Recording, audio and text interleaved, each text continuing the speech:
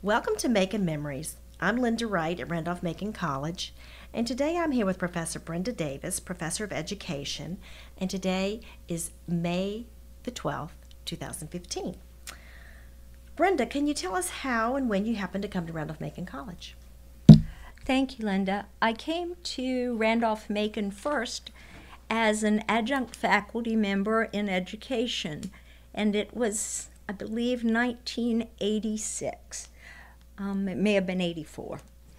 But the person that was chair of the department at that time was Dr. Mary Kitterman. And I really didn't know, but Dr. Kitterman had followed my career path, my education, through some of her contacts at my undergraduate institution at the University of Richmond. So she invited me to teach a course, and it was wonderful. I taught it in the evenings and did that for, I think, 3 or 4 years. Dr. Kitterman then called me while I was an adjunct and said, of course, I can't give you my position, but I am retiring from my job here and moving to Stevens College in Missouri. So at that juncture, I began the application process to come to Randolph-Macon in a full-time position.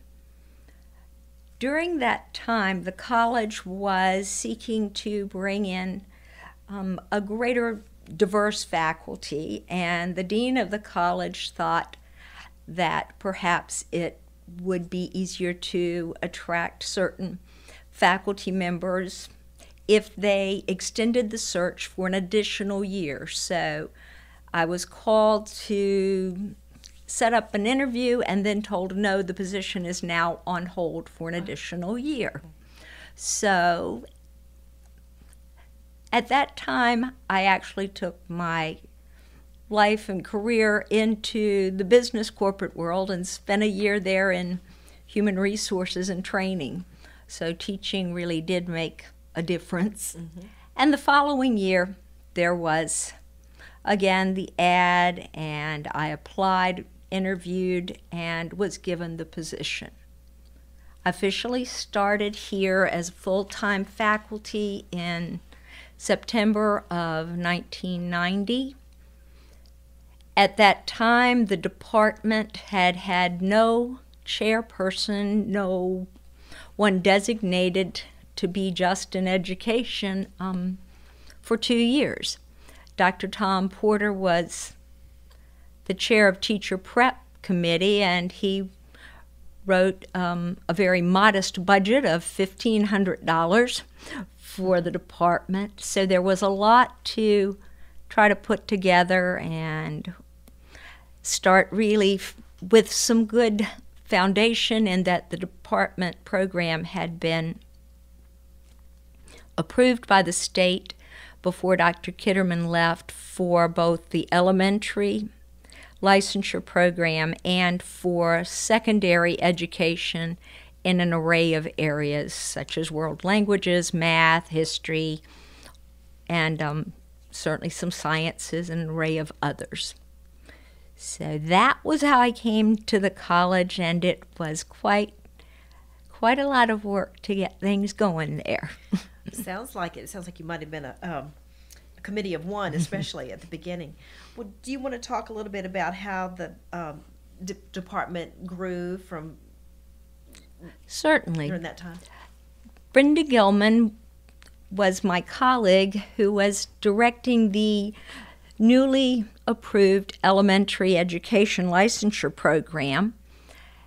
Brenda had been a Hanover County Teacher of the Year at Henry Clay Elementary, and had then left the county schools and worked in the college in a different office, but her heart was in elementary education.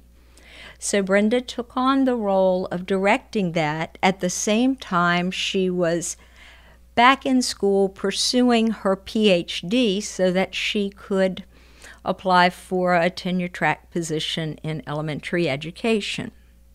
Brenda completed that, and the elementary program grew rapidly, and there was a lot of interest among our students. We were housed at that time in the bottom floor of the old Thomas Branch dormitory. That particular building had been condemned as a dorm in 1976, and the only floor that people were allowed to inhabit was the very first floor. It was not great living conditions or working conditions, but it was still a place our students saw as theirs. We had 2 offices, and we shared a small workspace with other departments. On that same first floor, there was the sociology department and the econ business department, and in the old Thomas Branch, there was also the Office of International Studies. So we were there for quite a long time. I really think it was well into the 2000s, but when the Thomas Branch renovation took place under Dr. Rusty Martin, the education department and the other departments were dispersed across campus. Some were given new building spaces to move into. We were moved into 2 offices on the top floor of Copley. We were given 2 adjunct offices and a closet that the chemistry department loaned to us. We stayed there for a year, and then we were moved to 2 spots in Haley Hall. We used the furnace room for a workspace for our students at that time. So certainly as the program continued to grow, we outgrew any of the space and things that we had. The biggest change and probably the most exciting at this time for the department was that in 2008, in the summer of 2008, in the beginning of that academic year in August, the education department was moved into its own space in the Mabry House, where we continue to reside. And that truly is an old house, but it was so exciting. Mm-hmm. It has a kitchen, it has a copier, it has a workroom upstairs. Our students very much view it as their own, and since we've been there from 2008 until now, they respect, they maintain it, they use it quite a bit in the evenings. We have a keyed entry lock keypad that students respect and value, so that's made it very rewarding. I think that part of the incentive to move us into a new space came from an on-site visit when the program pursued national accreditation. And that was in May of 2008, and we were given the initial approval, which was wonderful for the department because we were still just 2 full-time folks with adjuncts teaching several classes and then having adjuncts work as supervisors of student teachers. But the committee that came for the accreditation certainly spoke to the fact that we were overworked and that we had insufficient physical space for working. So I was very excited when the college chose to let us move into Mabry House, and that was a big day for the department. Mm-hmm. Since that time, the department has been fortunate to add a position where we have the director of field work now, as well as 2 full-time positions continuing after Dr. Gilman retired. We added the music licensure program. That was approved, and most recently in 2012, the special education endorsement was approved. So now our students have an array of options, and we continue to have committee reviews before students are accepted into the program as juniors, and then again when they are allowed to student teach. Students have to take quite an array of costly standardized testing to be licensed in Virginia. Our students, in fact, have won recognition from the Educational Testing Service for their performance in some of these tests. We've also had quite a few award-winning graduates from our program from the late 1990s and ongoing. Michael Mudd was the 1998 Virginia Beginning Teacher of the Year. Most recently, Maggie Adams, and she is married now, but here Maggie Adams was an elementary minor, sociology major. She won the National Millikan Award for Educators, which was a $25,000 award to use as she chose for improving her teaching and her own education. We've had teachers that have become it's national board certification, which is a very rigorous certification teachers earn after they've taught 5 years. They're allowed to apply for that. We've also had 2 teachers even this year that have become Teachers of the Year at their local schools, and now they're being considered for Teacher of the Year in their counties or districts. And we've had a number of such winners, and we're really proud of them. That's great. I love hearing the student accomplishments. When they were students here, your students also did some outstanding work while they were actually at Randolph-Macon. You could talk a little bit about the Student Virginia Education Association, the SVEA, where they're very active while they're still on campus, and some of the grants that they received to do work while they were here.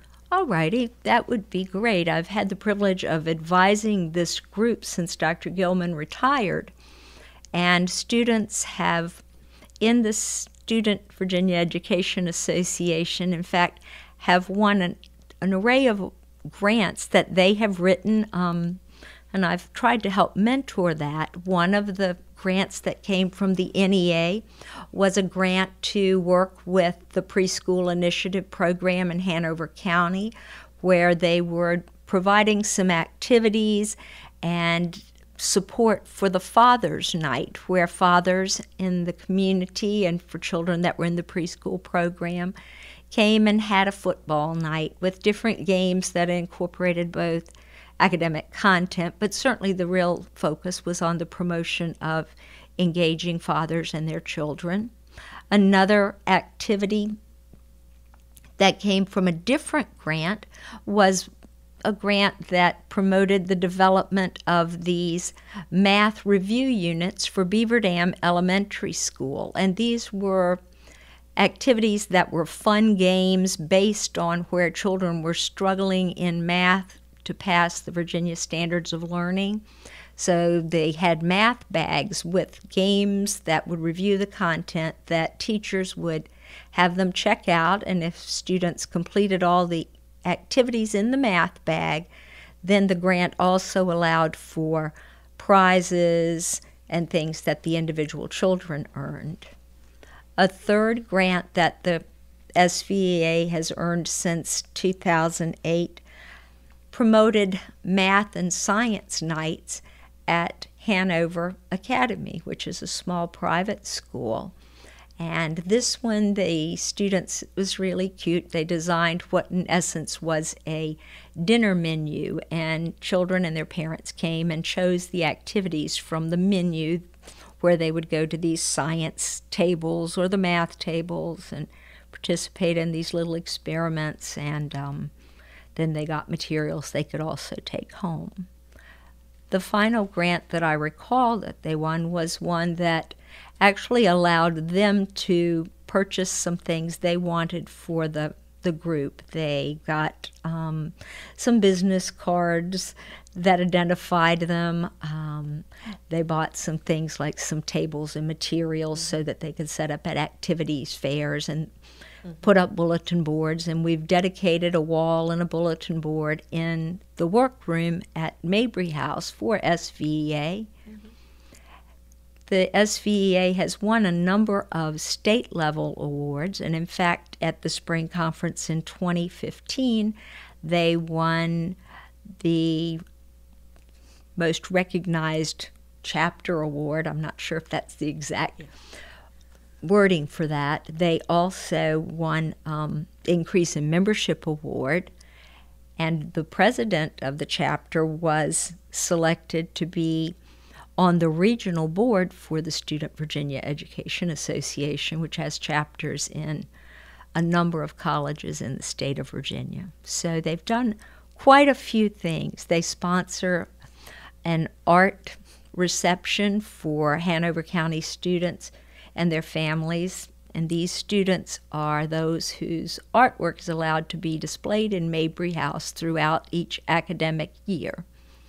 They have certainly done a number of fundraising things and tried to promote teacher education and its involvement in the community, as well as it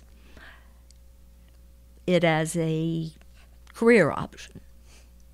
That's wonderful. It's a very active group, and they've actually had a couple of programs here in the library in the past when we opened the Children's Corner collection. They did. They've been very active and a very impressive group of students. I saw that you also had a group of students lead a workshop for Randolph-Macon College faculty. So I wondered if you could talk about the experience of having your young student teachers teach their professors. They were a little nervous about that initially, but these were students we had asked to participate that we had seen them teach and present in their classes. We knew that they understood the reasons and the theory behind the teaching and instructional activities that they did, and it was well received. Several of those same students that participated in that event, in fact, are some of the award-winning teachers in their schools. So that all came from the idea that several professors had informally asked about some of the strategies that we used, because maybe we were teaching in a room next to them and saw some of the things. And so my colleague, Leslie Robertson, organized the event, and we collaborated, and she invited some of these students and asked for our input, and so that's how that workshop evolved, and we did several of those. That was good. Well, that's a great experience for them. If they can hold forth before teach their professors, Yes. they can probably handle a classroom, whatever level. I wondered if you wanted to talk about your experience or activities in the college governance or committees. You've been very active in your career here. I've certainly spent a good deal of time on the curriculum committee, and it's been interesting to see the changes that have come over my time at the college. Certainly when they instituted the new curriculum, the curriculum committee had a great deal of work to do to try to define operationally what each of the areas of knowledge would look like based on what that working group had provided to us. And so how would we then know when new courses came in whether or not they fit those definitions that we had for whether it would qualify as a social science and those kinds of things.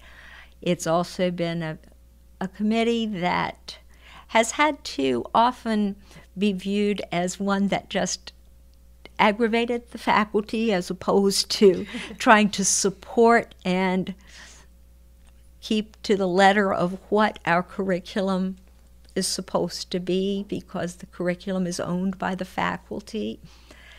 I've seen the committee be more rigid. I've seen the committee be more flexible, and certainly in the last 4 or 5 years tried to be responsive to what was the will of the faculty, because with anything new, I think the faculty saw that some of the aspects of the newer curriculum were not working to benefit the entire college, and sometimes maybe they were not having the big goals met that we had hoped would be met, particularly in that freshman year experience.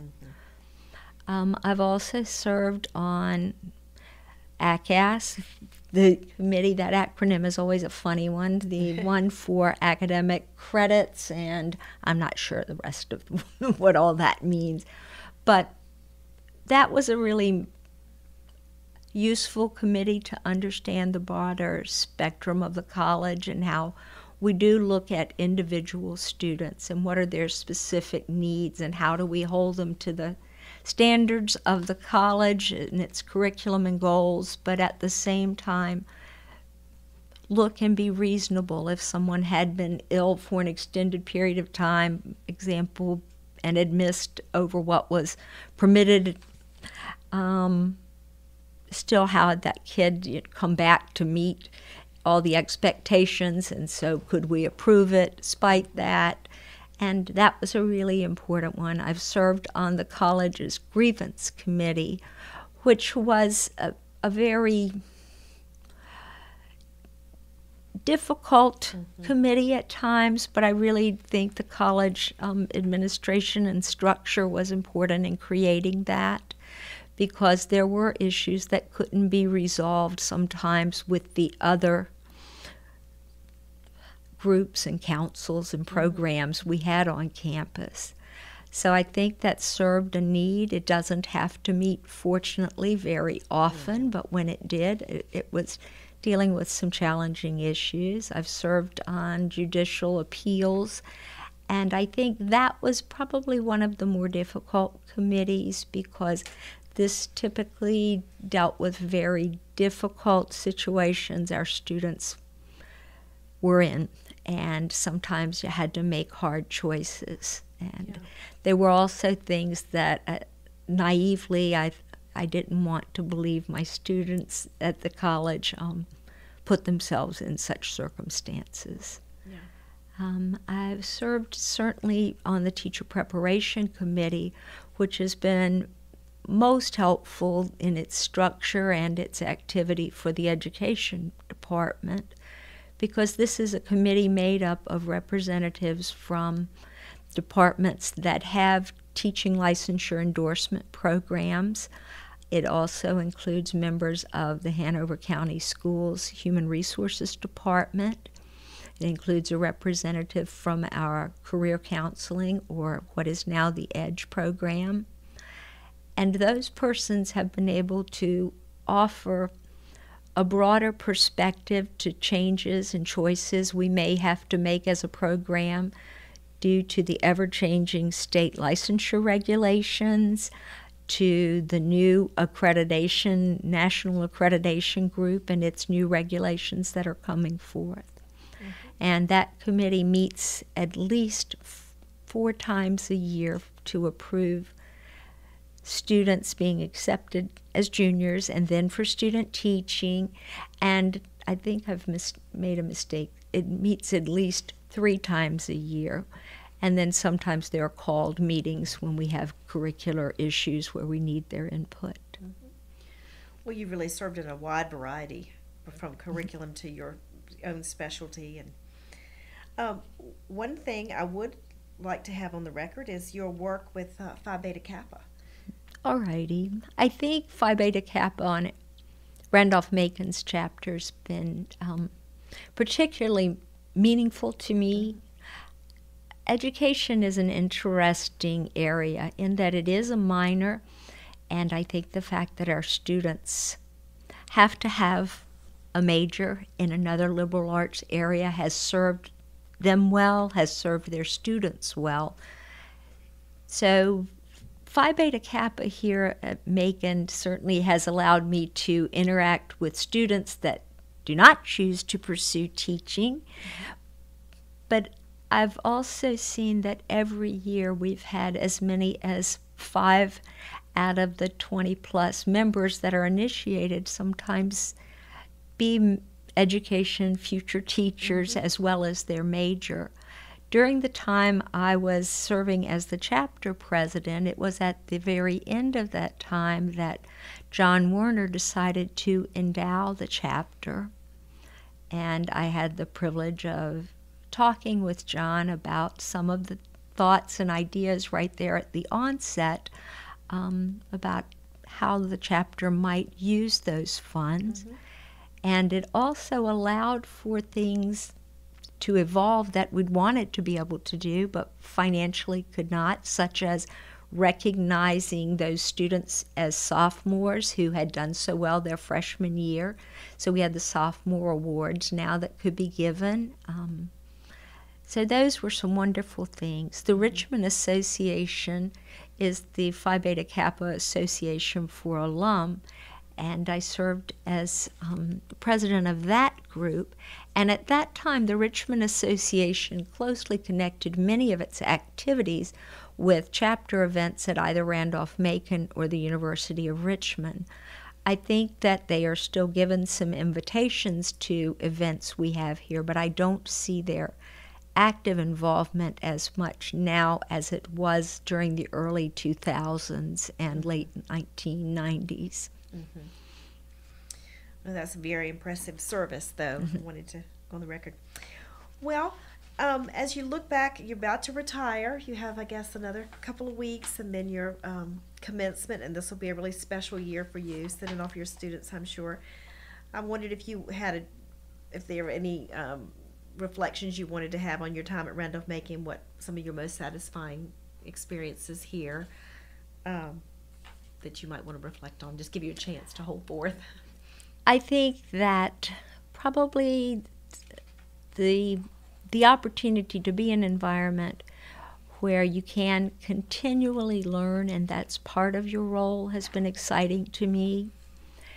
It's been particularly exciting to be what is not really part of who I am, but actually a cheerleader for teachers, to show that those that choose the teaching profession are some of those same students that the institution recognizes for their academic and their campus leadership, and that is a choice that serves our community, our state, or wherever they might choose to become teachers. It's been particularly satisfying in the early years before our program grew so big and had such extensive federal accreditation and state administrative demands, for me to be able to pursue some research interest I had. I have not been able to do that to any great degree in the last 4 years because I spend a lot of long nights completing multiple extensive data-heavy reports, and that doesn't leave a lot of time and energy for research. So I'm hopeful that the whole field of education is going to relax some of these reporting requirements in the next few years, because right now many of them duplicate the same information, but we have to put it in different formats for an array of different groups. But the research, when I have been able to do it, has certainly complemented things that are important in the field of pedagogical knowledge.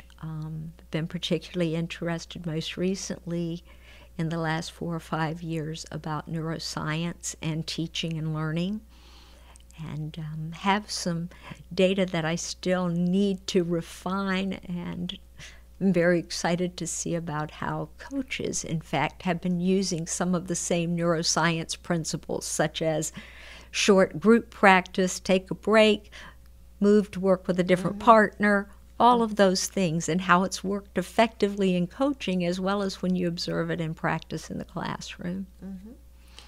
Well, that neuroscience interest certainly meshes very well with one of our most recent curriculum additions, which is the neuroscience. That's right. It's a major, but so many of our faculty, when they retire, still are on campus teaching. Do you see a role in that, teaching in any sort of neuroscience area? I think psychology? that probably I would not see myself teaching in a neuroscience area, and I think that my thought would be that if I came back and looked at any coursework in education right now, I would, just by my presence, be still maybe hinder some of new changes or something that they would want to make, and I don't have any interest in doing anything to delay progress in the department. Right. And I think they're great folks there now. Right. I certainly understand that, and you have your own interests to pursue, and personal and professional, I'm sure, as you look forward to retirement. Well, I'm excited about it. Didn't expect to retire quite this early, but the opportunities and things have presented themselves, so I will see where I'm going. Well, we wish you all the best, and thank you so much for coming in and sharing your memories with us today. Thank you, Lynda, and I love what the library is doing to capture some of those. Thank you for letting me be a part of it.